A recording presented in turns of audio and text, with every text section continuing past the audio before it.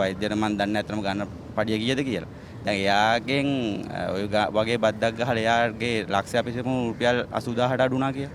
එතකොට අර එයාට නැති වෙච්ච රුපියල් 20000 එයා කොහොම හරි එයා උපයනවා. උපයන්නේ එක්කෝ එයාගේ පුද්ගලික රෝහල වැඩ කරන්න පුළුවන්.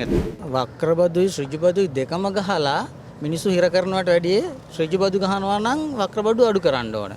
දැන් සුදු ලුණු ගෙඩියෙන් බී ලුණු ටිකෙන් බෙහෙත් වලින් හැමදේම බෙහෙත් ගහලා මේ බදු ගහලා ඒත් එක්කම තව බැංකුවේ තියෙන සල්ලි වලටයි ඒ ගල්ල ගන්න පඩියටයි ඔක්කොටම මේ බද්ද ගැව්වට පස්සේ මිනිස්සු අසරණ වෙනවා.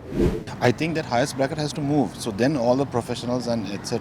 will get lesser tax on the current taxation system. So this even the starting point is say move from 100 to 200. What I'm saying is keep the gaps lower, wider. ගොඩක් වෙනස් වෙනවා ආදායම ලැබෙන හැටියට තමයි වැටේ සාමාන්‍යයෙන් 30ක් 35ක් විතර අතර රේට් එකක් වදිනවා. වැදුනට ඒක ඒ ලැබෙන මුදලින් ජීවත් වීමට ප්‍රමාණවත්. ජීවත් වීමට ප්‍රමාණවත් නිසා ඒගොල්ලන්ගේ දැන් තාමත් ජපානයේ ගත්තොත් එimhe අපිට හොඳටම කියන්න පුළුවන් තමයි ආහාර මිල ඉතාමත් පහළලා තියෙන ජපානයේ. Whether there should be higher tax brackets for people who earn high, I feel yes. Because people who earn high, maybe it's a social responsibility on their part. අපි ඉගෙන ගත්තේ ලංකාවේ ඉන්න අසරණ මිනිස්සුන්ගේ ඒ කියන්නේ හැම කෙනෙක්ටම දාපු බදු සල්ලි වලින්. හැම කෙනෙක්ගේම බදු සල්ලි වලින් තමයි ඒ කියන්නේ ලංකා නිදහස් අධ්‍යාපන ක්‍රමයක් තියෙනවනේ. ඒ නිදහස් අධ්‍යාපන ක්‍රමයේ ඇතුලේ අපි ඉගෙන ගත්තේ හැමෝගෙම බදු සල්ලි වලින්. එහෙනම් අපි මේ බදු සල්ලි ගත්ත එකට අපි සාධාරණයක් කරන්න ඕනේ. අද අපි අර්ථතර්ක සාකච්ඡාව කරන්න බලාපොරොත්තු වුණේ මේ බදු සම්බන්ධයෙන්.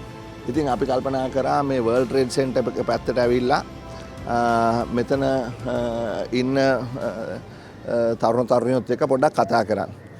ඉතින් මම මෙතනට ආවා. ඔයාගේ නම මොකද්ද? මම නුවන්. නුවන්. ඔයා කොහෙද නුවන්? මම ගාල්ලේ. ගාල්ලේ. ඔයා කොහෙද? මම සුසන්ත ඉබ්බගමේ. ඉබ්බගමේ. එතකොට ඔයගොල්ලෝ මේ තරුණ කට්ටියක් මොකද්ද වෙන වැඩක් සාකච්ඡා කර ඉන්න ගමන් මං ඇවිල්ලා ඇහුවා පොඩ්ඩක් කතා කරමුද කියලා. දැන් ඕගොල්ලෝ මේ ගහලා තියෙන බදු ගැන හරි මෙතන දේශපාලන කතාවක් නැහැ. හරි ඉස්සෙල්ලා මේක එස්ටැබ්ලිෂ් කරන්න ඕනේ. හරි මේ බදු සම්බන්ධයෙන් ඕගොල්ලොන්ගේ අදහස මොකද්ද? හරි රටේ පුරවැසි වුණාම එක පැත්තකින් යම්කිසි වගකීමක් තියෙනවා. හරි රෙස්පොන්සිබිලිටි එකක් තියෙනවා. අපිට නිදහස් අධ්‍යාපනය ලැබෙනවා. හරි අපේ මේ ආරක්ෂාව ලැබෙනවා. හරි අපිට පාරවල් තියෙනවා. අපිට සමෘද්ධිය ඒවා මේවා ගෙවන්න තියෙනවා. පෙන්ෂන් ගෙවන්න තියෙනවා. රිටයර් වෙච්ච කට්ටියට බදු නැතුව මේවා කරන්න බෑ. දැන් උදාහරණයක් හැටියට මම කියන්නම් අපේ රටේ බදු ආදායමෙන් සමාවෙන්න අපේ රටේ මුළු ආදායමෙන් 90%කට වඩා එන්නේ බදු. බදු නොවන ආදායම තියෙන්නේ සමස්තයක් හැටියට ගත්තම අනිත් රටවල් වල වුණත් එක්කෝ රජයට ලැබෙනවා නම් ප්‍රධාන නොයෙකුත් කට්ටියකින් වෙන රටවල් වලින් ප්‍රධාන ලැබෙනවා නම් ඒ කියන්නේ ගෙවන්න ඕනේ නැති ඒවා. එහෙම නැත්නම් කුලියට දීලා තියෙන දේවල් වලින් රෙන්ට් එකක් ලැබෙනවා නම් එහෙම නැත්නම් රජයේ ආයතන වල ලාභයක් තියෙනවා නම් හරි මෙහෙම තමයි බදු නොවන ආදායම. එහෙමත් නැතු වුනහම ඔය ගහන දඩ ඊළඟට ලයිසන් ෆී ඒවා. එතකොට බදු තමයි මූලිකම රජයේ ආදායම.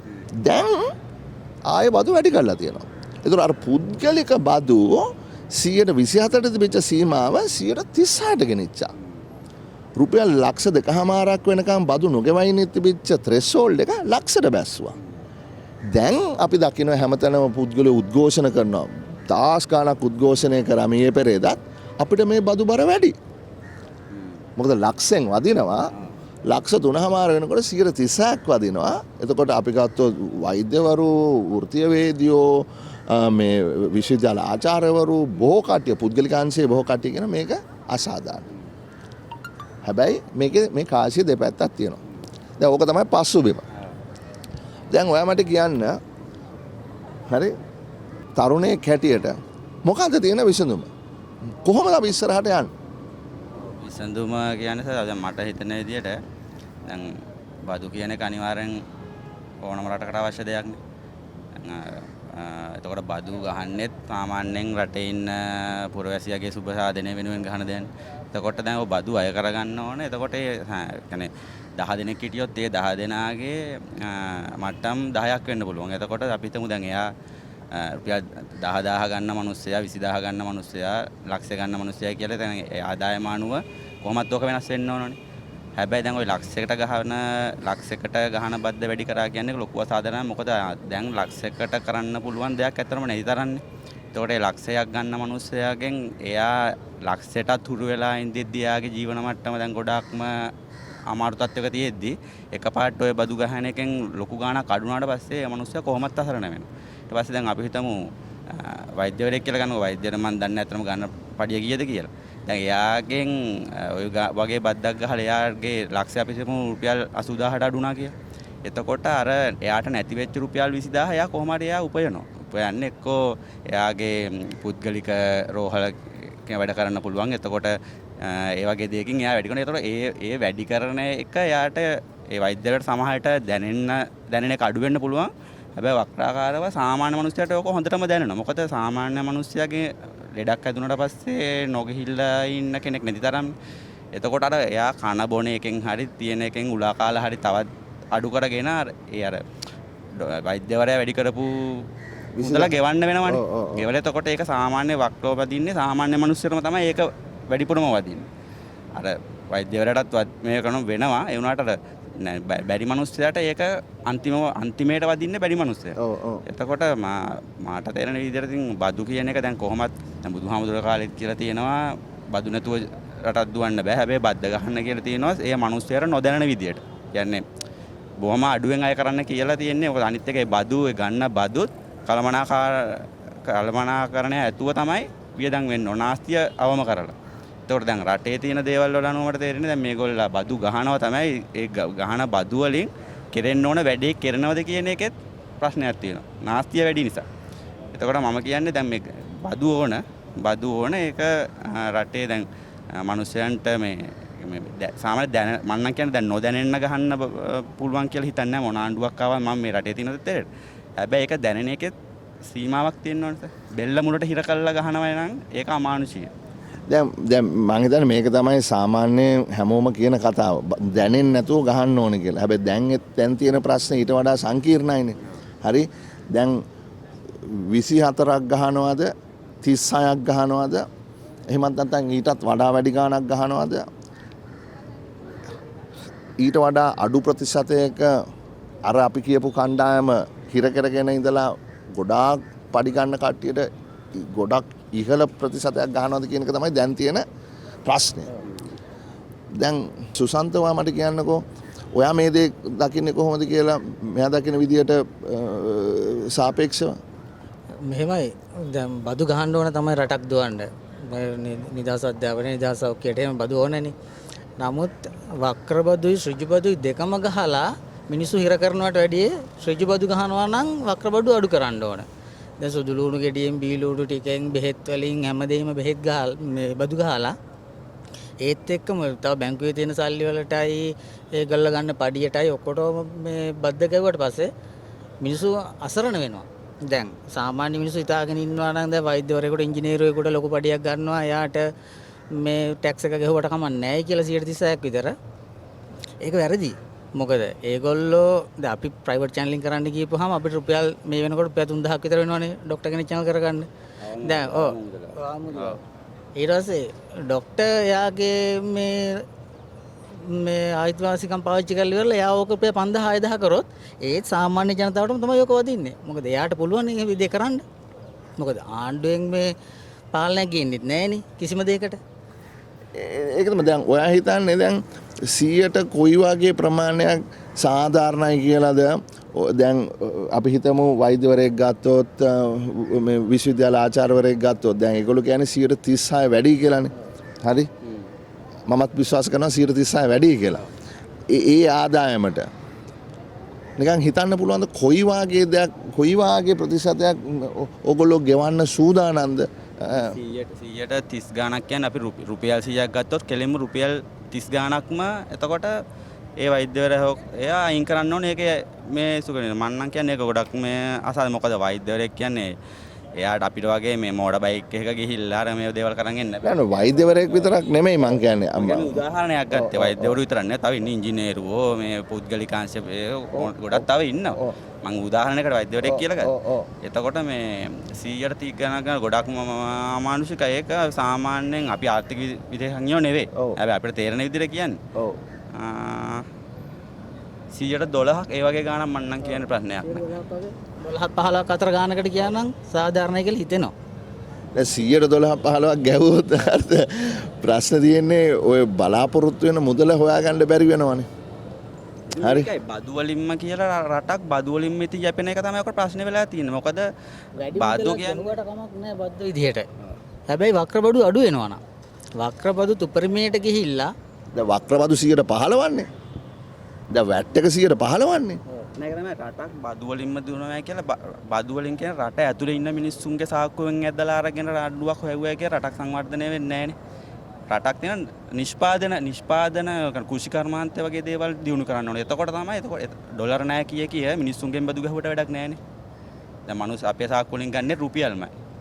හරිද? එතකොට රටක් දුවන්නා නම් අපේ රටින් පිට දෙයක් ඕනනේ ආදායමක් වෙන්නේ. අන්න කතාව. ප්‍රමාණය වැඩි කරන්න ඕනේ එක්කෝ. ඔය කොරියන් කෝටා එක ජපන් කෝටා එක වැඩි කරලා ඒ වගේ කරලා එක්කෝ තරුණ පිරිස විදේශගත කරන එකට ආණ්ඩුව මැදිහත් වෙලා වැඩි කරලා දෙන්න ඕනේ. කෘෂිකර්මාන්තය තමයි මම කියන්නේ හොඳම කෘෂිකර්මාන්තය. මොකද දැන් අර ඔය අපි දැන් සාමාන්‍ය YouTube channel එකක් එහෙම ගත්තොත් ඔය මේ තායිලන්තයේ වගේ රටවල් වල කෘෂිකර්මාන්ත ගත්තට අපිට පුදුම හිතෙනවා ඒ දාගේ පළතුරු තියෙනවද කියලා. දැන් මෙහි ලංකාවේ කෘෂිකර්මාන්ත තියෙනවා. හැබැයි කෘෂිකර්මාන්ත තිබුණාට ඔක්කොම මේ වැඩි දියුණු කරපු ඔය භෝග ජාතියරම ඔක්කොම ගේන්නේ රටින්නේ. රටින් ගිහලා මෙහා බෙදලා මෙහි පර්යේෂණ මණ්ඩල කියලා තිබුණාට ගොඩක් වෙලාවට මම නම් හිතන්නේ නැහැ පර්යේෂණ මණ්ඩල ඒ දේවල් වෙනවද කියලා. දැන් අත වශයෙන්ම අපි හොඳ තැනකට ආවට මීට වඩා වෙලා නැහැ කතා කරන්න. ඒ කියන්නේ ඔව් එක ආදායම් මාර්ගයක් තමයි බදු. හරි? එතකොට දැන් අපි හිතමු කෘෂිකර්මය දියුණු කරා. මම නම් එතන 100%ක් ඉන්නවා කෘෂිකර්මය නවීකරණය කරන්න ඕනේ. හරි? කෘෂි භෝග අපනයනය කරන්න ඕනේ. අර එතනයි තියෙන මේකේ මේ ක්‍රක්ස් එක. දැන් සමහර මේ අදහස් කිහිපයක් තියෙනවා. එකක් තමයි අපි කියමු මෙතන මේක වවන්න අතන මේක වවන්න. හරි ඊට පස්සේ අපි මේක ස්වයං පෝෂිත කරගමු. මම ඉන්නේ එතන නෙමෙයි. මම හැමදාම කියන්නේ ලංකාව ලෝකෙට එකතු කරන්න ඕනේ. පාලම් බඳින්න ඕනේ. තාප්ප කඩන්න ඕනේ. ඔයා කිව්වා වගේ තායිලන්තේ තියෙන මාළු මිරිස් වෙන්න පුළුවන් මේ වෙන මොනවා හරි මේ පයිනැපල් වෙන්න පුළුවන්. හරි ඒවා ලෝකෙ හැමතැනටම යනවා. එතකොට ඒ අපේ කුරුණෑගල ගොවියා හරි ඒ ගෝලීය ජාලවලට එකතු කරන්න ඕනේ. හැබැයි එහෙම කරාත් අවසානයේදී කොහොමද ආණ්ඩුවට සල්ලි එන්නේ? එතකොට ඔයා ගොවියෙන් නම් ඔයාටනේ සල්ලි යන්නේ. එතකොට ආණ්ඩුවට ඒ සල්ලි එන්නේ යම් කිසි බද්දක් වදින්න ඕනේ. එතකොට ඒක තමයි මගේ මතය සහ බොහෝ දෙනා කියන එක මම දන්නේ මේ අපනයනයට තියෙන 130 බද්ද අඩු වෙන්න ඕනේ. ඔව් අපනයනයට 130 බද්ද අඩු වෙන්න ඕන අනිවාර්යයෙන්ම. අනිවාර්යයෙන්ම අඩු වෙන්න බෑ.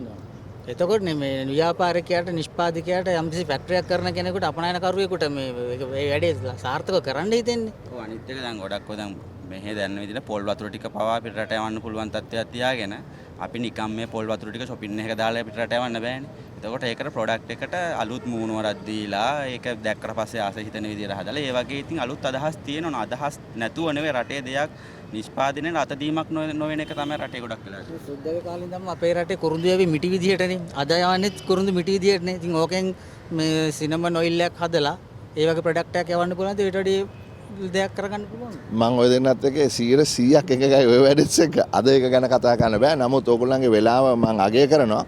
එතකොට මෙතන ආපු අදහස තමයි හරි බදු ගෙවන්න ඕනේ. හැබැයි මේක වැඩි මේ ප්‍රමාණය යම් කිසි ප්‍රමාණයකට අඩු වෙන්න ඕනේ ඒ ගහන ඍජු බද්ද. හැබැයි යාතින් අනිත් පැත්තට වක්‍ර බදුත් අඩු වෙන්න ඕනේ. වක්‍ර බදු ඍජු බදු දෙකම එකට වැඩි කළා මේක කරන්න බෑ. හරි. හැබැයි එහෙමනම් බදු අඩු වෙනවා නම් එක පුද්ගලයෙක්ගෙන් හෝ එක ආයතනයකින් එකතු කරන මේ බදු ගෙවන කණ්ඩායම වැඩි වෙන්න ඕන. එහෙම නැත්නම් අපිට මුළු ආදායම රටට ලැබෙන්නේ නැහැනේ. ඒක එකතු වෙන්න නම් එහෙමනම් එක පැත්තකින් අපේ අපනයනය වැඩි වෙන්න ඕනේ. හරි මේ වෙළඳාම වැඩි වෙන්න ඕනේ. අනිත් පැත්තෙන් ගෙවන ප්‍රමාණය හරි පුද්ගලයන් ප්‍රමාණය වැඩි වෙනවා. ඔය මේ කුෂ්කාරමන්ත පැත්තෙන් ගත්තොත් නම් ඔය ඒ වගේ දේවල් වලට ගහන බදු කවමම කරන්න ඕන. මොකද මේ ගෝවියා දිරිමත් කරන්න ඕන නම් ඒ ගහන බදු එයාලාට අවශ්‍ය වෙන බඩු වලට බදු ගහලා වැඩක් නැහැ. ඒ බඩු අරගෙන එයාලා නිෂ්පාදනයක් කරා නම් අන්නේ නිෂ්පාදනයට ගහුවට කමක් නැහැ. හරි. thank you very much. හරි. thank you. thank you. අපි කවුරුත් දන්න දර්ශන මුනිදාස නිහඬබසියකේ ප්‍රධානියා නිර්මාතෘ ලෝකේ පුරා වැදගත් magazines වල පවා one of the best restaurants in Asia, right? Darshana, can you? So, Ministry of Crab, where Dutch Hospital was opened 12 years ago, Right. and we have been on Asia 50 Best List for 8 years. Yeah. There was one time that Sri Lanka had 2 of the Asia 50 Best List when Newsfirst was also on the list. Right. But we are right now 4 years, going into 4 years of big problems of the country, starting with Easter tax, COVID, and then the economic crisis that we faced last year. And by another 2 months, it will be exactly 4 years. Darshan, I want to ask you, I mean, I'm really glad that I ran into you, right? About taxes, right? The whole issue is about taxes. On the corporate side, now everyone has to pay, 30% tax. And then on top of that, people like yourself will have to, get other levies extracted from your customers. And then on the personal side, whatever you earn, you have to pay 36% tax. What's your view, Darshan? And as a leader of the business community in Sri Lanka, given the situation which right, it's a tough job for whoever is in government. How do we go ahead? How do we move on, particularly in terms of taxes? So, first of all, tax is a really ugly word in any country, right? And Sri Lanka has too many taxes. To run a simple restaurant, we need 3 accountants because there are so many taxes we have to pay. CMC tax, Tourism Development Levy. One time we had Nation Building tax. We had VAT. We had so many things. First of all, they should take it in, make it one tax. That's one. Tax is required for this country. The biggest mistake we made, I think, was removing VAT in 2019. And because as it was there was no reason to take it off. I think we need to streamline that. So that's from the revenue side. From personal income tax side, I think it's hit everybody really hard suddenly. We have made adjustments to our payroll 3 times in 11 months. And unfortunately, every time I do something positive, it got negated. So this time also it got negated, but it's something better than nothing. Right now, I think we need to have some level of taxing. But I think there should be more, little bit a different model that has more relief for the low income. 2 things, right? One is the guys who work for you are probably more fortunate than the others because you said you made certain adjustments, right? Many have not been able to do those adjustments. Yet you said those adjustments got negated, unfortunately. Now, I want to ask you a question. What do you think should be sort of a fair personal income tax for the sort of the professionals? They are saying 36% is too high, right? We have to work the numbers. That's a separate thing. But I just want to get a sense of what you think. What kind of number, right? Having been in business for all these years, do you think is something that government should work towards, right? The second one is in terms of corporate taxes, right? 30%. Do you think that's fair? 1. 2, do you think that you have to sort of be specific? If you are in tourism this much, if you are an exporter that much, because those who bring dollars in, right, should they be given some sort of benefit as opposed to those who don't? So those are my 2 questions. First of all, I think there has to be taxes. You cannot avoid it. Agreed. We need it for our social security and all that. I think the starting point can shift. Maybe the number of 36% can be achieved at a higher number, but we should start taxing at a higher rate. That is, now it is 100, right? 100 a month. What do you think? Something like 200 or at least $500. So that's about 200,000, right? Secondly, as to corporate taxes, So before you go there, you think 36 you're a rich guy, right? Now I'm asking a rich guy, you know, I'm going to put you in the spot, right? How much are you willing to pay at the margin on the highest tax bracket? I don't think there's a correct answer to this. But right now, the situation of the country requires this a proper taxing regime. Our biggest problems in the past has been because there was no proper taxation. Right, will you be willing to pay 39% tax or 40% tax on the at the highest bracket? I think that highest bracket has to move. So then all the professionals and etc. will get lesser tax on the current taxation system. So this even the starting point is say move from 100 to 200. What I'm saying is keep the gaps lower, wider. Right. The slabs wide. Even if you start at $1,000 taxation, which I think in 27 years ago when I started Nihon Basha, it was $1,000 was 50,000 rupees. Right. So even that I think should be the bare minimum slab that you start. Then you can slide everything up. You're willing to pay. Yeah, what else to do? Darshan, thank you very much. Oh, one thing about the dollar earnings, etc. taxation. Sorry. How would you define a restaurant that has people swiping with foreign cards? We don't necessarily see a dollar transaction coming in. So with the dollar issues happening, we actually have a dollar payment gateway to collect payment in USD. Now we have proof. Should we be given different this thing? I'm not sure, because the tourism industry is not just one entity. There are so many other smaller vendors and suppliers of everything from three-wheel drives, everyone who are part of it. And I think on that note, maybe it should be the same Uniform? system. Uniform. What about exporters? Again, I think it's the same. This having too many systems is also not good for us. All right, Darshan. Thanks a lot, man. මං අනුරාධපුරත් එක්ක තප්පරයක් කතා කරනකොට කිව්වා එයා මේ ජපානයේ ඉන්නේ මේ මෙහෙ ටික දවසකට ඇවිල්ලා තියෙනවා කියලා. අනුරාධ අපි කතා කරන්නේ මේ බදු ගැන. හරි? දැන් ඔයා දකින්න ඇතිනේ හැම තැනම ප්‍රොටෙස්ට්. මොකද 136ක උපරිම බදු ප්‍රමාණය වැඩි. ඒක ගෙවා ගන්න බෑ. දැන් මම කැමති අහන්න අනුරුද්ධගෙන් ජපානයේ කොහොමද ටැක්ස් ගහන්නේ? ඊට කලින් මම පොඩ්ඩක් කියන්නම්. දැන් ජපානයේ මම දන්න විදියට මටන 60 ගණන් 70 ගණන් වල 80 ගණන් වල වෙනකන් සමහර වෙලාවට highest marginal tax rate එක. ඒ කියන්නේ උපරිමය හරි මාජින් එකේ ගහන උපරිමය ඉහළම ආදායම් ලබන කට්ටියට 180 පෙන්නුවා. 180 පන්නලා දැන් මං හිතන්නේ 140ට 50ට වගේ ගෙනල්ලා. දැන් මට පොඩ්ඩක් කියන්නකෝ ජපානයේ මේ වැඩේ කොහොමද වෙන්නේ කියලා. ඇත්තටම ජපානයේ ගත්තොත් එහෙම ජපානයේ ඒගොල්ලන්ගේ ටැක්ස් එක ගත්තත් හොඳ ආදායමක් උත්පාදනය කළ දීලා තමයි ටැක්ස් එක ගන්නෙ. ඉතින් මම හිතනවා මේක හරිම අසාධාරණයි. මොකද ආදායමක් නැති අයගෙන් ටැක්ස් එකක් කඩා වඩා ගන්නවට වැඩිය ඒගොල්ලන්ට ආදායම් මාර්ගයක් හදලා දෙන එක තමයි හොඳම දේ. ඉතින් ධන උත්පාදන මාර්ගයක් නැතුව ටැක්ස් එකට යන එක ගැන නම් මමත් ඉතාමත් අදින්න විරුද්ධයි. මොකද එකක් තමයි අද වෙනකොට මේ රටට ඇත්තටම විදේශිකයෝ කවුරක්වත් එන්නෙත් නැහැ. ටුවරිසම් ඉන්ඩස්ට්‍රි එකත් හොඳටම වැඩිලා තියෙන්නේ. ඒ වගේ මේ ආදායම උපයා ගන්න ක්‍රමයක් නැතුව තියෙනකොට මිනිස්සුන්ට ටැක්ස් ගහන එක නම් මම හිතන්නේ හරිම අසාධාරණයි. ජපානයේ පැත්තෙන් ගත්තොත් ජපානයේ ටැක්ස් එක ගෙවනවා. ටැක්ස් එක ගෙවන්න ඕනේ ඒ ආදායම් ලබන ශ්‍රේණිය අනුව හදලා තියෙනවා හොඳ සිස්ටම් එකක්. ඒ සිස්ටම් එක අනුව ඒගොල්ලෝ ඉතින් ටැක්ස් එක ගෙවාගෙන යන්න ඕන අනිවාර්යෙන්. දැන් මට කියන්න දැන් මං කලින් කිව්වහනේ ජපානයේ ටැක්ස් එක 180 පන්නපු වෙලාවල් තිබ්බා කියලා highest margin එකේ.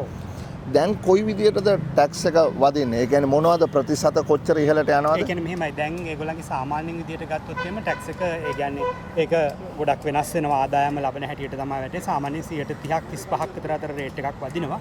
වැදුනට ඒක ඒ ලැබෙන මුදලින් ජීවත් වීමට ප්‍රමාණවත්. ජීවත් වීමට ප්‍රමාණවත් නිසා ඒගොල්ලන්ගේ දැන් තාමත් ජපානයේ ගත්තොත් එහෙම අපිට හොඳටම කියන්න පුළුවන් තමයි ආහාර මිල ඉතාමත් පහළලා තියෙන ජපානයේ. ඒ වගේම ජපානයේ දියුණු ට්‍රාන්ස්පෝර්ට් සිස්ටම් එක උනාට ඒගොල්ලන්ගේ ලැබෙන ආදායමත් එක්ක ඒක හරිම ඒගොල්ලන්ට හරි වර්ත්. ඒ කියන්නේ ඒක පාවිච්චි කරගෙන ඉදිරියට යන්න පුළුවන් තත්ත්වයක් තියෙනවා. ආහාර මිල හොඳටම අඩුයි. ඒ වගේම වාසස්ථාන මිලත් ගන්න ලෝකේ අනිත් ඇමරිකාව නැත්තම් මේ එංගලන්තේ වගේ රටවල් වලට ගත්තට පස්සේ ඒගොල්ලන්ගේ තියෙන මේ ඇපාර්ට්මන්ට් වල තියෙන නැත්තම් මන්ත්ලි රෙන්ට් එක ගෙවන ගානත් සාමාන්‍ය සාපේක්ෂ වශයෙන් අඩු වියදමක් තමයි තියෙන්නේ. ඒ නිසා ඒගොල්ලන්ට ඇත්තටම ටැක්ස් එක ගැහුවත් ප්‍රශ්නයක් නැහැ. මොකද හොඳ ආදායමක් හම්බ කරලා දීලා තමයි ටැක්ස් එකක් ගන්න. දැන් මට කියන්නකෝ දැන් ලංකාව ගැටලුවකට මුහුණ දීලානේ ඉන්නේ. දැන් ලංකාව බංකොලොත්නේ. හරි දැන් 1948 අපිට නිදහස ලැබිලා ටික කාලයක් යනකම් ජපානය විතරයි අපිට ඉස්සරහින් හිටියේ. දලදේශ නිෂ්පාදනය ඒක පුද්ගල ආදායම අතින් හරි කොරියාව තායිලන්තේ මේ අපිට පස් දැන් අපිට වඩා ඉහළින් ඉන්න රට බංග්ලාදේශ ගන්න හොඳම උදාහරණය. ඔව් බංග්ලාදේශයෙන් කතා කරන්න ලැජ්ජායිනේ. තුන්වෙනි එකත් හදන්න යනවා ඒගොල්ලෝ. ඒ ගැන කතා කරන්න ලැජ්ජ නිසා කතා නොකරමු. හරි. ඒ හැබැයි අපි පහළට ගියා අනිත් රටවල් ඉහළට ගියා. දැන් ජපානයේ වගේ රටක් මට මතකයි 1972 හොඳේ අපේ තාත්තා ජපානයට ගිහිල්ලා මම චූටි කාලේ ගෙනාවා කෝච්චියක්. හරි අපි ඒක නංගි මමයි ඔගේ සෙල්ලම් කරා. එතකොට ජපානයේ ඒ වගේ ටෝයි හදපු රටක්. ඊට පස්සේ රේඩියෝ හැදුවා, ටෙලිෆෝන් හැදුවා, ටෙලිවිෂන් හැදුවා, කාර් හැදුවා. දියුණු වෙලා ඉස්සරහට ගියා. මේඩ් ඉන් ජපාන් කියලා කිව්වහම ලෝකේ හැමතැනම ගියා. හරි ජපානයේ ලෝක යුද්ධයෙන් බැට කෑවට හරි ජපානයේ ලෝකෙට බය වුණේ නැහැ. ජපානයේ ලෝකෙට විවෘත කරා. ජපානයේ ලෝකෙට පාලම් බැන්දා. එහෙම තමයි ජපාන ආදායම ලබා ගත්තේ. මට ඒ විස්තරෙත් එක්ක පොඩ්ඩක් කියන්න පුළුවන්ද? දැන් අනුරුද්ධ කිව්වනේ මිනිස්සුන්ට යම් කිසි ප්‍රමාණයක් හම්බ කරන්න පුළුවන් අවස්ථාවකනේ බදු ගහන්නේ. දැන් ඔයා ජපානයේ ගොඩක් කලින් ඉඳලා ගොඩක් කල් මම 90 ගණන් වල ඉඳලා ජපානයේ යනවා නේද? හරි. එතකොට මට කියන්න අනුරුද්ධ ජපානෙත් එක්ක පොඩි කම්පැරිසන් එකක් කරලා අවුරුදු ගානකට දැන් මේ බදු ප්‍රශ්නේ මෙතනින් එළියට එන්න ඕනේ අර්බුදයයි මේක ඔක්කොමත් එක්ක අනුරුද්ධගේ මතේ මොකක්ද අපි මේ වෙලාවේ කරන්න ඕනේ කියන්නේ? ඇත්තටම මේ වෙලාවේ අපිට කරන්න පුළුවන් හොඳම දේ තමයි රටට යම් කිසි වශයෙන් විදේශ විනිමය නැත්නම් ආයෝජන සම්බන්ධව පැත්ත කතා කරොත් දැනට මට නම් තේරෙන හැටියට දැන් මම උනත් අවුරුදු ගාණක් තිස්සේ එක දිගටම try කරනවා මේ රටට ඉන්වෙස්ට්මන්ට් ආයෝජන ගේන්න කියලා. අපි මොකද මේ මෙතන එහා පැත්තේ තියෙන BOI එකත් එක්කම ගොඩක් closely වැඩ කරනවා. ඒ වුණාට දැනට තියෙන හැටියට තමයි මට නම් පේන්නේ මේකට ආදායම ගේන්න අපිට කොහොමත්ම මාර්ගයක් එකක් නැහැ. ඇයි කියලා හිතන මෙහෙම හිතන. දැන් ඔබතුමා හොඳටම දන්නවා දේශපාලඥයෙක් විදිහට මේ රටේ අපේ තාම අපේ ඒ අවශ්‍ය කරන වින්ඩෝ එක පොලිසි එක හැදිලා නැහැනේ. දැන් ඉන්වෙස්ටර් කෙනෙක් ආවොත් එයා රටවටේ ගිහලා රස්තියාදු ගහලා අන්තිමට කැරකිලා අපහුව යන තත්ත්වයකට නියමම පොයින්ට් එකට ආවේ. හරි. දැන් අපි පොඩ්ඩක් මේක පොඩ්ඩක් එළියට ගිහලා කතා කරමු. පොලිසි එක හැදිලා නැහැ. හරි. මොකක්ද අනුරුද්ධ කියන්නේ පොලිසි එකේ වෙනස් වෙන්න ඕනේ අපි ජපානයේ වගේ දියුණු වෙන්න නම්? මොකක්ද මූලිකම වෙනස් විය යුතු පොලිසි එකක් හෝ දෙකක් හැටියට වදාක? එකක් නෙවෙයි ඇත්තටම ගොඩක් කියන්න තියෙන එකක් තමයි දැන් හිතන්න අපි දැන් ආවොත් අපේ තියෙන එන්වයරන්මන්ට් ඔතොරිටි එකෙන් අපි ලයිසන්ස් ගන්න ඕන, පර්මිෂන් ගන්න ඕන. ඒ වගේ වට දැන් මමම කරලා තියෙනවා ගාබේජ් වලට සොලියුෂන්ස් ගෙනලා තියෙනවා මේ රට පුළුවන් තරම්. කිසිම දෙයක් මට අද වෙනකොට ඉම්ප්ලිමන්ට් කරගන්න බෑ. මම කතා කරොත් නම් ගොඩක් જાති කතා කරන්න තියෙනවා. ඒ වගේ ගාබේජ් සොලියුෂන් වගේ ගෙනල්ලා මොකද ඒගොල්ලෝ සමහර විට මේ ඉන්වෙස්ට් කරලා ඒක හදන්නත් try කරපු අවස්ථාවක් තියෙනවා. නමුත් ඒ වගේ වටේ ගිහිල්ලා ආපස්සට කරකලා එකම තැනට ඇවිල්ලා ඒගොල්ලෝ යනවා යන්න. මොකද ටිකක් කළා ඉන්න පෙඩක් වෙනවා එපා වෙනවා. දැන් සමහර විට අපි ගත්තොත් ඉන්දුනීසියාව නැත්නම් මැලේසියාව නැත්නම් තායිලන්තේ වගේ රටවල් එක්ක අඩු ගානේ නැත්නම් සිංගප්පූරු හොඳම උදාහරණයක්. සිංගප්පූරුගේ one window සේරම කරගන්න ආයතනයක් මම හිතන්නේ හැමෝම කිව්වා. හැම එක්කෙනෙක්ම කිව්වා කරනවා කියලා. නමුත් ඒක ඇත්තටම කෙරිලා නැහැ. හරි. ඒක තියෙන්නේ doing business පැත්තෙන්නේ. හරි. ඒක කියන්නේ ease of doing business. හරි. ඒක පැත්තකට තියමුකෝ. ideologically හිතන්න. දැන් ideologically සමහරු කියනවා හරි මම කියන්නම් මොනවද සැලසුම් කරන්න. මම කියන්නම් මෙතනවා මේක කරන්න, අතන අරකම කරන්න, ඔයා මේක මේ විදියට කරන්න. මෙච්චර ප්‍රොඩියුසර්. ඒක ඕල්ටර්නේටිව් එකක් හැටියට. අනිත් ඕල්ටර්නේටිව් එක තමයි මට කියන්න බෑ ලෝකයේ ඉල්ලුම මොකක්ද කියලා. හරි ලෝකයේ ඉල්ලුමට තමයි අපි පොඩි රටක් හැටියට මේ ලෝකෙත් එක්ක එකතු වෙලා වැඩ කරන්න ඕනේ. හරි. එතකොට මේ මෙතන ideologies දෙකක්. හරි. මතවාද දෙකක්. හරි. එතකොට අනුරුද්ධට පේන්නේ හරි මං වාගෙන් අහන happy that I met you such a coincidence right මොකද අපේ මේ අර්ථ තර්ක ෂෝ එකේ තියෙන්නේ මිනිස්සුන්ට කතා කරලා සාමාන්‍ය මිනිස්සුන්ට අපි කතා කරලා අහනවා. දැන් මම මෙතන ඉන්නකොට බොහෝ දෙනා මාත් එක්ක ඇවිල්ලා කතා කරනවා අපි මේ වගේ. හරි එතකොට just your view because දැන් ඇත්තටම අපි එකක් ගත්තොත් එහෙම තමයි ඇත්තටම කල්පනා කරලා බලන්න ඔබතුමා හොඳට දැන් අපේ එයාපෝට් එකෙන් බහැලා ලංකාවට ඇතුළට එනවනේ. ආපු ගමන්ම අපිට දැන් අපිට ඊසි ගතියක් දැනෙන්නේ නැහැනේ. එකක් තමයි ට්‍රාන්ස්පෝර්ට් සිස්ටම් එක අනිවාර්යෙන් දියුණු කළම යුතුයි. ඒ කියන්නේ දැන් හැමතැනම මම ඒ කියන්නේ අපි හැම වෙලේම අපි දුප්පත්කම් මාකට් කරන එක හරි නෑනේ. පොඩ්ඩක් අපි හැමදාම ඊට ඉස්සරහට ගිහිල්ලා ඒතකොට දැන් එක තාරණ තමයි රටට ඇතුල් වෙනකොට ෆොරේනර් කෙනෙක්ට දැන මොකද first impression is last impression කියලා අපේ කතාවක් තියෙනවා. ඒ first impression එක අපිට දෙන්නේ ඇත්ත වශයෙන්ම රට ගැන බොහොම පල්ලෙහා ලෙවල් එකේ හැඟීමක් නේ දැනෙන්නේ. එතකොට ඒ ඉන්වෙස්ටර් වුණත් එයා දෙපාරක් හිතනවා නේද මේ රටට ආයෝජනය කළ යුතුද නැද්ද කියන්නේ. ඔව් නෑ මම ඊට එහා ප්‍රශ්නයක් අහන්න. දැන් අනුරුද්ධ කියන්නේ ඒ ට්‍රාන්සැක්ෂනල් ප්‍රත්‍ය. මම කියන්නේ ideological. හරි ඔව් ඒක තමයි අපේ රටේ දැන් මිනිස්සුන්ගේ දැන් අපේ තියෙන දැන් අපි දැන් හැම දෙයකම විරුද්ධ වීමේ කට්ටියකුත් ඉන්නවනේ හැම මොනවා කරන්න හදත් විරුද්ධ වෙන එහෙමත් බෑ. එකක් තමයි මතවාදයක් වශයෙන් ගත්තොත් මේ මිනිස්සුන්ගේ තියෙන සිතුම් පැතුම් රටාව සහ චින්තනය වෙනස් විය යුතුයිම කියලා හිතනවා. එහෙම නැත්නම් කවදාකවත් මේ රටට මේ අපිට කීතන දේවල් ගෙහෙන්නත් බෑනේ. මොකද ඒ කියන්නේ මිනිස්සුන්ගේ මතවාදත් එක්ක මිනිස්සු අලුත් වෙන්න ඕන ඉනෝවේටිව් තින්කින් කියන එකේ ලොකු අඩුවක් මට පේනවා මෙහි තියෙන. හරි ඒක වැදගත්. හරි මං ඍජුවම ප්‍රශ්න අහනවා. ඔයා දකින විදියට long term solution එක හැටියට දකින්නේ මේ ලංකාවේ තියෙන තාප්ප කඩලා පාලම් බඳින එකද ලෝකෙට? හරි මොකද අද මේඩ් ඉන් ජපාන් කියන එක එච්චර එදා තරම් මේ නැහැ. මොකද ඒකට හේතුව තමයි චයිනාත් ඇවිල්ලා තියෙනවා. ප්‍රොඩක්ෂන් නෙට්වර්ක්ස් තියෙනවානේ. හරි ස්ලයිස් කරලා හදන්නේ. ප්‍රොඩක්ෂන් ප්‍රොසෙස් එක ස්ලයිස් කරනවා. මේ ස්ලයිස් එක මෙතන අර ස්ලයිස් එක අතන ඊළඟ ස්ලයිස් එක අනිත් තැන. ඒතකොට මේකේ ඉන්ටග්‍රේෂන් එකක් මත තමයි මැනුෆැක්චරින් එන්නේ. කොච්චර කිව්වත් අපේ නිෂ්පාදනය කරන්න ඕනේ කියලා. අපි කාටද නිෂ්පාදනය කරන්නේ? මෙහෙම දෙයක් අපිට කරන්න පුළුවන්. ඇත්තටම දැන් ඔතෙන්දී අපිට දැන් අපි ගත්තොත් මං කියවර ඉනෝවේටිව්ස් and ලීඩර්ෂිප් කියන එකනේ තියෙන්නේ. එකක් තමයි රටට හොඳ ලීඩර්ෂිප් එකක් අනිවාර්යයෙන්ම එන්න ඕන. අනිත් එක තමයි අපේ දැන් මේ මොකද්ද ඉනෝවේටිව් තින්කින් එක නැති එකෙත් ලොකු අඩුවක් තියෙනවා. දැන් උදාහරණයක් විදිහට මට නිකන් මට හිතන දෙයක් තමයි ඇයි අපිට බැරි හම්බන්තොට හබ් එකක් කරන්න බැරිද Amazon නැත්නම් eBay වගේ බේස් එකක් කරන්න පුළුවන් බඩු ඩිස්ට්‍රිබියුෂන් කරන්න. මම 100ක් විශ්වාසයි. ඒකට හේතුව තමයි ඇත්තටම eBay ලගේ වගේ මේ පැත්ත ගත්තම අපේ ජියෝග්‍රැෆිකල් ලොකේෂන් එකත් එක්ක අපේ දෙපැත්තටම බෙදන්න පුළුවන්. එකක් තමයි ඉන්දුනීසියා සයිඩ් එකට බෙදන්න පුළුවන්. අනිත් එක පුළුවන් මිඩල් ඊස්ට්. ඒක තමයි මම දකින විදිය මෙන්න මෙහෙම අනුරුද්ධ. ඔයා මාත් එක්ක එකඟ වෙනවද නැද්ද කියලා මම දන්නේ. මං කියන්න මගේ විෂන් එක හැටියට මට පේන්නේ තාක්ෂණය සහ දැනුම මත පදනම් වෙච්ච. හරි? ඉහළ තරඟකාරීත්වයක් ඇති. හරි? සමාජ වෙළඳපොළක් නිර්මාණය කරන්න ඕනේ මේ රටේ ඉන්දියන් සාගරයේ කේන්ද්‍රස්ථානයේ හැටියට. ඔව්. පැහැදිලිව. පැහැදිලිව. ඒතර ඉන්දියන් සාගරයේ කේන්ද්‍රස්ථානයක් විදිහට අපිට එන එක අපි අනිවාර්යයෙන්ම දැනගෙන අපි ඒකට අවශ්‍ය කරන වැඩපිළිවෙල කරනවාද කියන එක හිතන්න. හරි. එතන තමයි වැදගත් වෙන්නේ. එතකොට ඉන්ටර්නල් රිෆෝම් ගැන අපි කතා කරන්න ඕනේ. කොච්චර කිව්වත් ඇඩ්වර්ටයිස්මන්ට් දැම්මත් ස්ටේජ් එකේ කිව්වත් වැඩක් නැහැ. ප්‍රැක්ටිකල් නැත්තම්. එතකොට අයිඩියොලොජිකලි හරි අපි අලයින් වෙනවා නම් ලෝකෙත් එක්ක. එහෙමනම් ඉන්ටර්නල් ප්‍රොසෙසස් වෙනස් වෙන්න එපා. හරි ඉන්ටර්නල් ප්‍රොසෙස් වෙනස් වෙන්න ඕනේ. එතකොට ඩියුටි ස්ට්‍රක්චර්ස් වෙනස් වෙන්න ඕනේ. මේ රට වටේ කස්ටම්ස් වෙනස් වෙන්න ඕනේ. හරි එතකොට මේ ease of doing business කියන්නේ jurisdiction එකක් හරහා මේ රටවල් කියලා අපි බෙදාගෙන ඉන්නේවා හරහා transaction වෙන්න ඕනේ. හැබැයි ඒකට මේ හිත නිදහස් වෙන්න ඕනේ. ඔව් ඒකට මම හිතන්නේ තවත් එකක් තමයි දැන් policy makers ලා ගත්තාම එහෙම නැත්නම් government top level එකේ ඉන්න bodies ගත්තාම ඒගොල්ලෝ තව ටිකක් දැනුවත් විය යුතුයි කියලා හිතනවා. මම හිතන්නේ විශේෂයෙන් government sector එකේ ඒගොල්ලන්ගේ තියෙන මේ දැනුවත්භාවය ගත්තාම ඒගොල්ලෝ ටිකක් තව ටිකක් ලෝකෙට expose වෙලා කොහොමද අනිත් රටවල් කරන්න කියන එක ගැන අඩු ගන්න ඉගෙනගෙන ඇවිල්ලවත් මෙහෙට ඉම්ප්ලිමන්ට් කරන්න වෙයි නේද? නැත්නම් මේක අමාරුයි. අනුරුද්ධ personal income tax දැන් තියෙන්නේ 36 මාජින් එකට ඉක්මනට එනවනේ. 3,50,000 වෙනකොට 36 මාජින් එකට ඇවිල්ලා ඒක තමයි වෛද්‍යවරු, ආචාර්යවරු, ප්‍රොෆෙෂනල්ස් ප්‍රොටෙස්ට් කරන්නේ. එක 36 මාජින් එකට වඩා මැක්සිමම් රේට් එක අඩු වෙ යුතුද? සමහරු කියනවා 24 මැක්සිමම් විය යුතුයි. එක ඔයා හිතන්නේ කොච්චර දුරකට මේක මාජිනල් ටැක්ස් රේට් එක ගොඩක් ආදායම් ලබන කට්ටියක උස්සන්න පුළුවන්ද? එක දෙක කෝපරේට් ටැක්ස් එක 130 වෙනස් කරන්න ඕනේද එක්ස්පෝර්ට් රෙවෙනියු ගේන කට්ටියට වෙනමයි ලෝකල් ප්‍රොඩක්ෂන් කරන කට්ටියට වෙනමයි කියලා. අතන මට හිතෙන එක්ස්පෝර්ට් රෙවෙනියු ගේන කට්ටියට තව ටිකක් ඉන්සෙන්ටිව් එකක් දෙන්න වෙයි.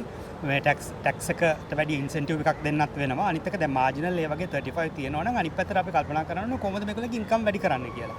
ඉන්කම් වැඩි කරන එකක් නැතුව ටැක්ස් එක විතරක් ඉහළ දාලත් ඔයා හිතන්නේ අනුරුද්ධ 36% ෆෙයාද 36% මට හිතෙනවා අපේ හැටියට නම් 25% ෆෙයා කියලා. මොකද ඒකට හේතුව තමයි අපේ එහෙම ලෝ ඉන්කම් ජෙනරේෂන් එකක් නේ තියෙන්නේ. නෑ නෑ හැමෝම ලෝ ඉන්කම් හැමෝම නෙමෙයි. නමුත් අර percentage wise ගත්තාම ලෝ හයි ඉන්කම් එකේ රේෂියෝ එක ගත්තාම අපිට තියෙන්නේ පොඩි percentage එකක් නේ තියෙන්නේ. ඒ percentage එක වැඩි වුණාට කමක් නෑ. ඊට සාපේක්ෂව medium income තියෙන කට්ටියට අඩු ගානේ 125%ක්වත් ටැක්ස් එක තියෙන වෙයි කියන එක තමයි මගේ personal. excellent. මොකද මම දැන් alternatives තුනක් හදනවා. හරි? ඒ alternatives තුන මම 14 වෙනිදා මේ රටට ඉදිරිපත් කරන්න බලාපොරොත්තු වෙනවා. මම කියන්නේත් ඒක තමයි. මම කියන්නේ ගොඩාක් ආදායම් ලබන කට්ටියට high marginal tax rate එකක් යවුවට කමන්නේ. ඇමරිකාවේ highest marginal tax rate එක කීයද? අද 39.40යි. හරි 70ට තිබුණා highest marginal tax rate එක. හරි. එතකොට සමහර කට්ටියට මේ 39ට 40ට මේක ගියාට කමක් නැහැ. හැබැයි බහුතරයක් ජනතාව මේක ගෙවා ගන්න පුළුවන් තැනක තියෙන්න ඕනේ. ඔව් ගෙවා ගන්න පුළුවන් තැනක තියෙන්න ඕන සහ ඊළඟට දැන් ඇත්තටම හැම වෙලාවෙම අර පහළ ආදායම් මට්ටම කියන ඉහළට ගේන ක්‍රමයක් කල්පනා කරන්නේ නැතුව ටැක්ස් එක වැඩි කරාට නම් කිසිම වැඩක් නැහැ. Thank you, Anuruddha. Thank you. Thanks a lot. Thank you. So as I was talking to Anuruddha, we met him. He's Siva Marimuthu. Siva, what are you doing? Actually, I worked in a bank and now I'm doing some consulting. You're a bank, ex-banker. Exactly. So you're the right person to ask this question. Taxes, Siva. Yeah. Taxes. I feel it's an obligation plus a responsibility by each and every individual to pay taxes. That because all through my career we have paid taxes and we feel it is. But then comes a point whether how much tax a person should pay and whether everyone should pay the taxes. So whereas especially the people who work feel there are so many people outside who are not in the tax bracket or they don't pay taxes, which they should. Elephant in the room. You're actually trying to squeeze those people who pay taxes to the absolute bone, right? But there are lots of others who don't pay any taxes, right? So, yes, so point number one, how do you expand the tax net? I mean, as a former banker. See, I think we should look at other countries, what they do. See, like maybe a proposal of to everyone to open a tax file, I don't believe. But they should make certain criterias. A person, if they say give 10 questions, and if they say at least in one of those questions, if I was said marked yes, then I should on my own should go and open a tax file. Simple, like say if I am paying a mobile bill of over 5,000, if I had paid, or if I had travelled overseas at least once in a year, if my child is going to an international school and I'm paying the school fees, they should ask 10 simple questions like that. And if I am affirmative even to one of them, then it's my obligation to go and open the tax file and start paying the taxes. Yeah, so the problem here, Siva, is as you know, a lot of people only talk about rights but not obligations. As a citizen of this country, each one of us has a right and an obligation, right? Exactly. So you only talk about one side of the coin, right? We have to be realistic. We were talking to someone earlier, right, in Japan. You know, they had the highest marginal tax rate of over 80%. In America, in France, in Germany, during a certain period of time. Korea had a marginal tax rate of almost 90%, right? So what I'm saying is, during certain difficult times in their countries, people have stepped forward, right? Now, the thing is, it has to be equitable, it has to be fair, Yeah. right? Exactly. So what you're saying is, look, you have to ensure that those who are eligible in one way or the other, that obligation must be fulfilled. Now, I'll ask you a simple question which I ask many others. In your view, given the circumstances now, what do you think should be the highest marginal tax rate? What do you think the bulk of professionals should fall within? And the second part of the question is, in terms of corporate income taxes at 30%, should you think it should be the same for everyone, or should you have a sort of a lower rate for exporters? So maybe first we'll take your first question of whether there should be higher tax brackets for people who earn high.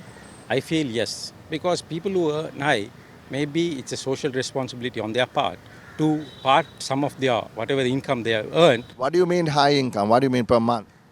Per month, I feel anyone earning over $1 million should be $1 million.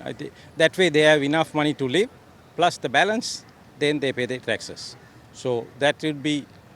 So the bulk of what? So now the people who are protesting, professors, doctors, accountants, mid-level executives, they are saying, well, we are making $350,000 and we are getting hammered at 36%, right? And this is totally unfair, doctors, etc. What do you think the rate should be, the slab should be for these types of professionals? If a person is earning around, we say 300,000, fair at least 25%. They should. 25% should be a fair this. 25. 25. And any income over 100,000, maybe marginally starting at 10, it should go. It progressively goes up. So that at least they get a feeling I'm also contributing something to the society in back. Because most, if you look at, we have been, most of the people have got everything free here. Absolutely. So they should repay what Absolutely. they got. Absolutely.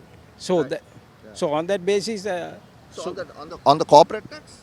corporate tax, I feel it can be the same, but then what they can look at if they want, like exporters who are getting a benefit, they can look at a rebate of whether once you bring back all the export proceeds, you show that, and then maybe they can get a rebate.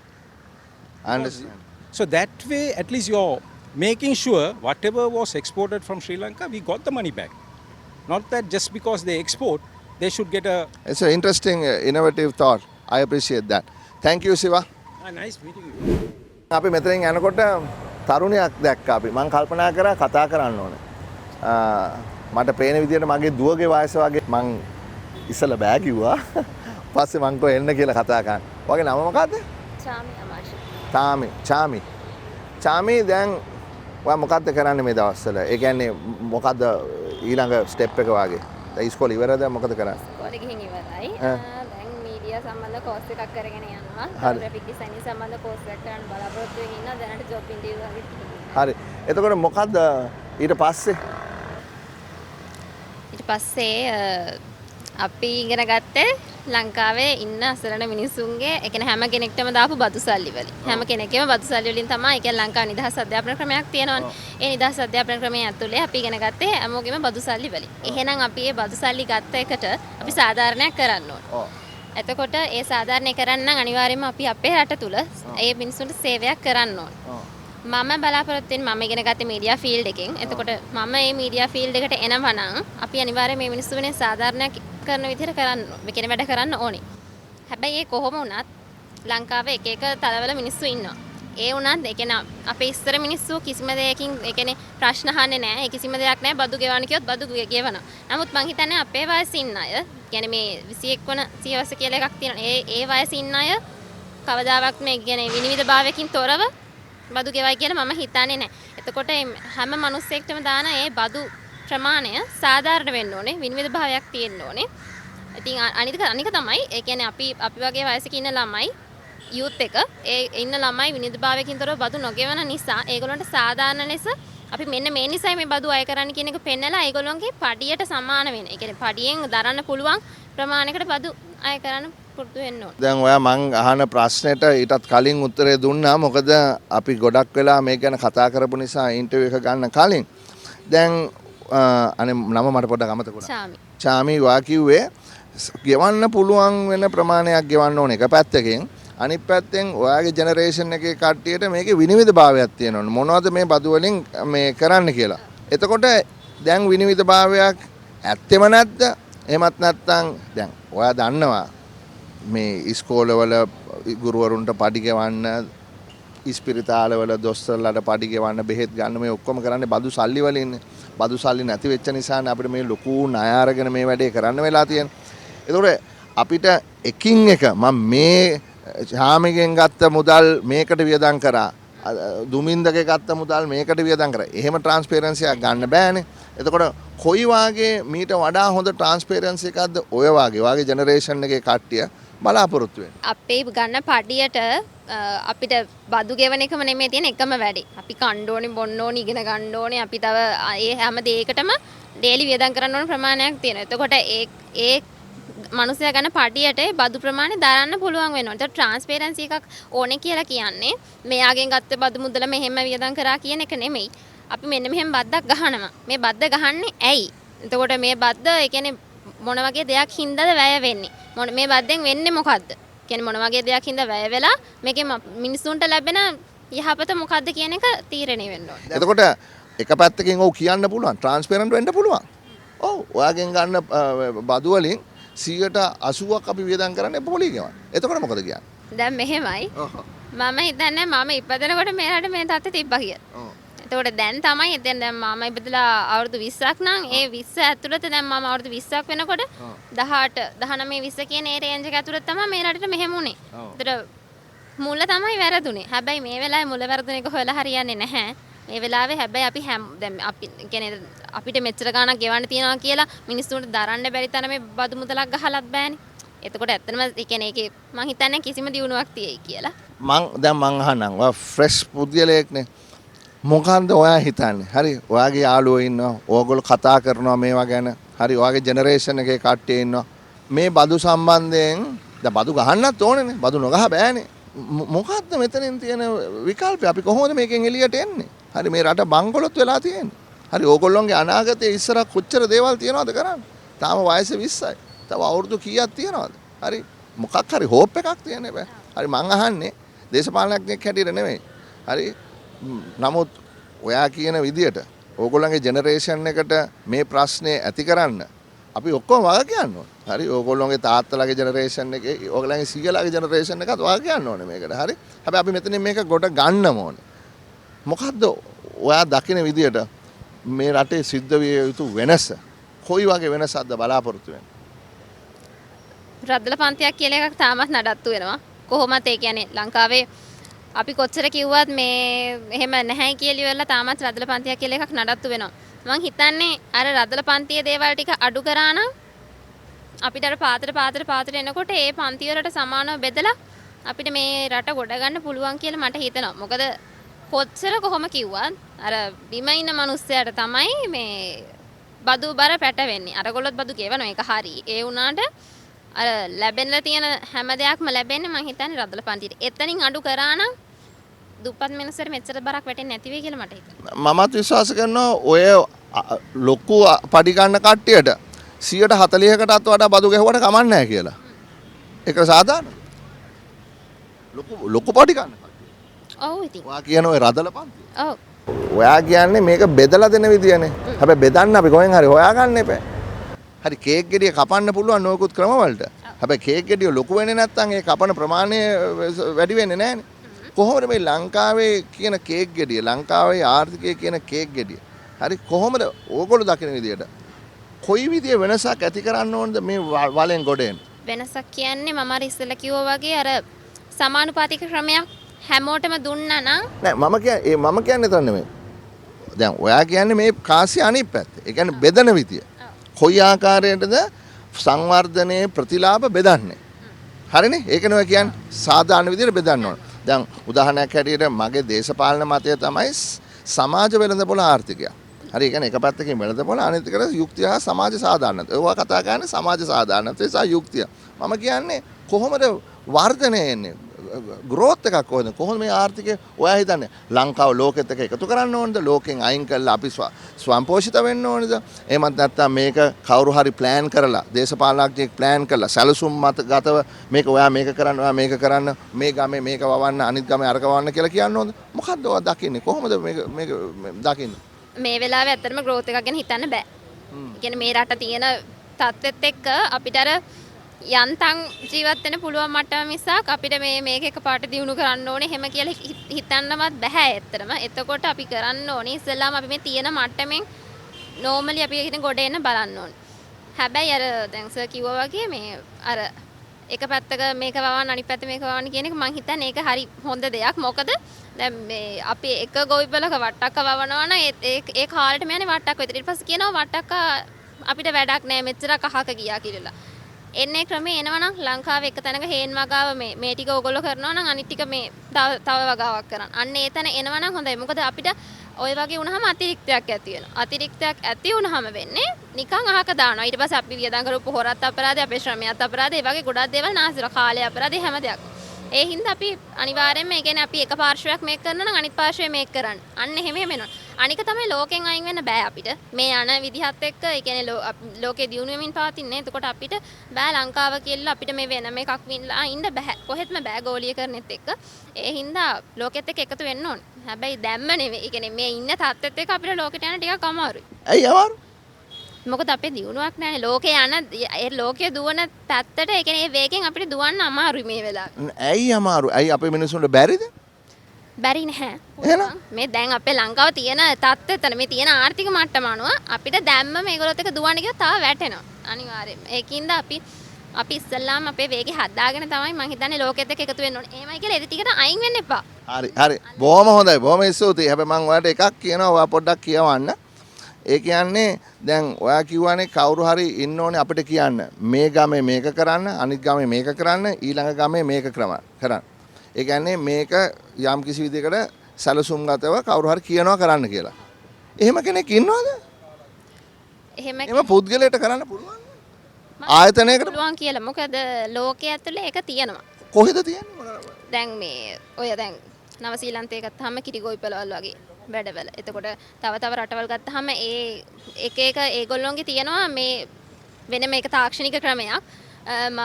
ඒකට අනුව මට තේරෙන්නේ ඒ කියන්නේ ඒගොල්ලෝ එක පළාතක ගත්තාම ඕගොල්ලෝ මෙච්චර තිරිඟු ප්‍රමාණයක් වවනවා නම් අපි වවන්නේ මේ වෙලාවේදී ඕගොල්ලෝ තිරිඟු වවනවා නම් අපි වවන්නේ මෙන්න මේ දේ. හරි. එතකොට කියන්නේ කෙනෙක් ඉන්න මේ රටවල් වල. ඒ කියන්නේ ඒගොල්ලෝගේ වෙනම කම්පැනි එකක් මොකක් හරි දෙයක් තියෙනවා. අපේ ලංකාවේ ඒක නැහැ.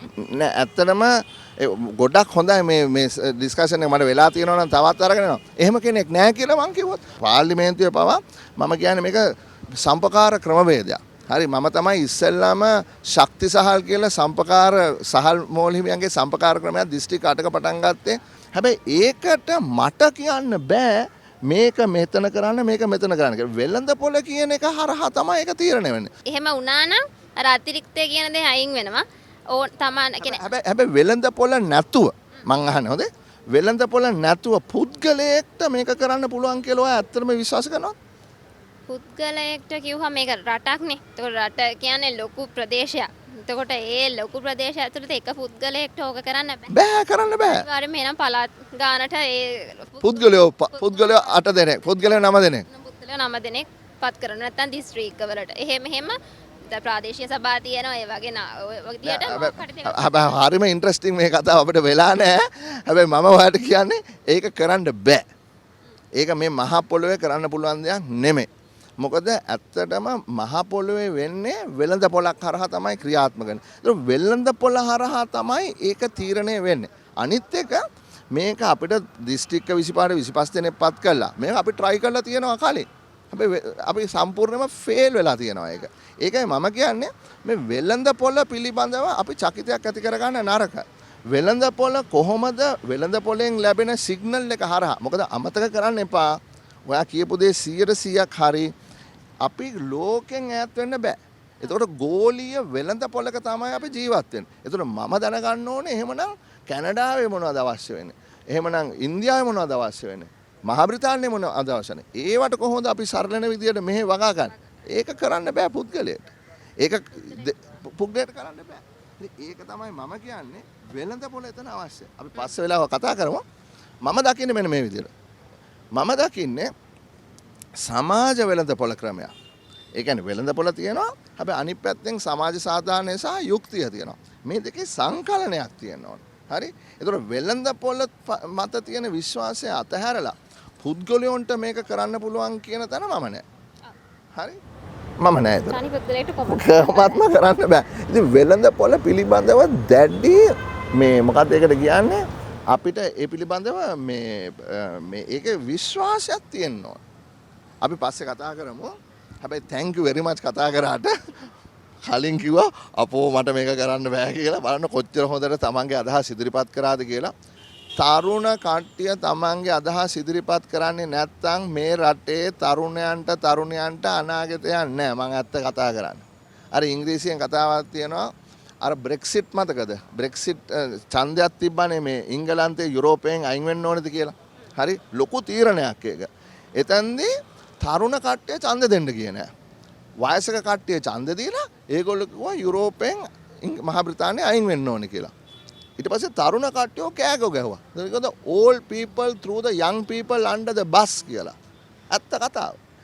තමන්ගේ වොයිස් එක ඉදිරිපත් කරන්නේ නැත්තම් පස්සේ කියන්න එපා. අපිට විරුද්ධව තමයි මේ රට වැඩ කරන්නේ. අපේ අදහස් ගත්තේ නැහැ. ඉතින් ඒ නිසා මම ස්තුතිවන්ත වෙනවා. හරි? And I wish you all the best in the future. Okay? Thank you very much. අද අපි කතා කරේ මේ බදු වල සාධාරණත්වය ඇයි බදු ගැසිය යුත්තේ බදු වලින් කරන දේ සහ සාමාන්‍ය ජනතාව මේ බදු ගැන කොයි වගේ අදහස්ද දරන්නේ කියන එක. අපිට විවිධ මත මේ ඉදිරිපත් වුණා. දැන් බදු ගහනකොට අර කියනවනේ කතාවක් මල නොතලා පැණි ගන්න ඕනේ කියලා.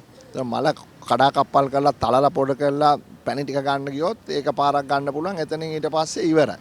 හරි? ඉතින් ඒ නිසා රටේ ලොකු විවාදයක් තියෙනවා. සමහරු උද්ඝෝෂණය කරනවා. ඒ දේ රජය අත වශයෙන්ම තේරුම් ගන්න ඕනේ. ඇයි මේක වෙන්නේ කියලා. අපි දකිනවා බුද්ධිකලනයක් තියෙනවා. මැද පන්තියේ සහ විද්වත් කට්ටිය වෘත්තීය වේදිකෝ රටින් යනවා. ඒක හොඳ දෙයක් නෙමෙයි. නමුත් අනිත් පැත්තෙන් අපි දන්නවා රජයට විශාල අභියෝගයක් තියෙනවා මේ බදු එකතු කරගන්න. ඒ නිසා අපි විකල්ප තුනක් ඉදිරිපත් කරන්න බලාපොරොත්තු වෙනවා හෙට අනිද්දා වෙනකොට ආණ්ඩුවට. බදු ගන්න ඕනේ. බදු සාධාරණ වෙන්න ඕනේ. වෘත්තීය වේදිකයන්ට මේක ගෙවා ගන්න පුළුවන් වෙන්න ඕනේ. නමුත් අතිශයින් ඉහළ වැටුප් ලාභට පුද්ගලයන්ට 124ට හෝ 136ට වඩා යම් ප්‍රමාණයක් කෙටි කාලීනව හරි ගෙවන්න වෙනවා. හරි එහෙම නැතුව අපිට මේ ප්‍රශ්න විසඳන්න බෑ. ඉතින් ඒ නිසා ඉදිරියේදී අපේ විකල්ප මොකක්ද කියලා මම ඉදිරිපත් කරන්න බලාපොරොත්තු වෙනවා.